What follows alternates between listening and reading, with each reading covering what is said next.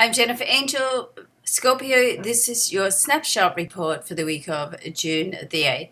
Now, there's a lot of activity this week. There's a lot of opportunity. So certainly the sands are shifting at the moment. Things can sort of open up, certainly around your work area. So let's have a look at that. We've got there's four major aspects that I want to go through this week. Five actually, but the first four, which are sextiles. So there are opportunities, but of course, as always, it's up to you to recognize them and run with them. So Uranus in your solar sixth house, which is all to do with business, also very much to do with looking after yourself, your health and well-being.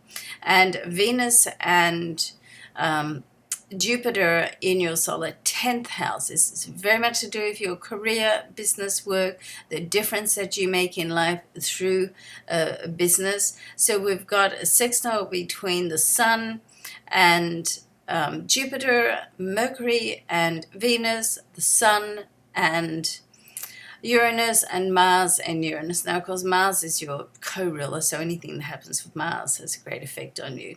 Now, the Sun, Mars, and Mercury are sitting in your solar 8th house. So when I look at this chart all together, because the 8th house, among other things, but it can be very much to do with financial and doing business with other people, partnerships. If you're waiting for some money to come through, then this is the area that it can be triggered. So when I look at this all, together, there's a lot going on with the work. Okay, a lot of great things going on with work. At the end of this month, too, we've got Venus and Jupiter are going to be conjunct. So what sort of comes together now really gets the seal of astral approval at the end of the month. So it's very good for business, very good for money, very good for partnerships. Okay, opportunities are likely to come through. Now, don't be too concerned if that looks like or feels like it starts to come through and then takes a step back, because we do have Mercury coming out of retrograde on the 11th.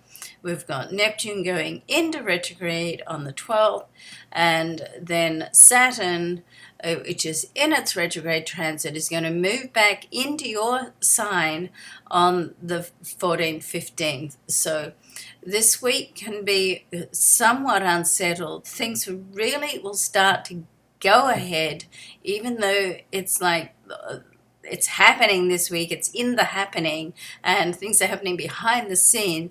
It can really be put into action next week. Okay, so to keep that in mind if it tends to be a little bit start-stop, but it's a very dynamic time, and certainly with Saturn moving back into your sign for a 3-month period.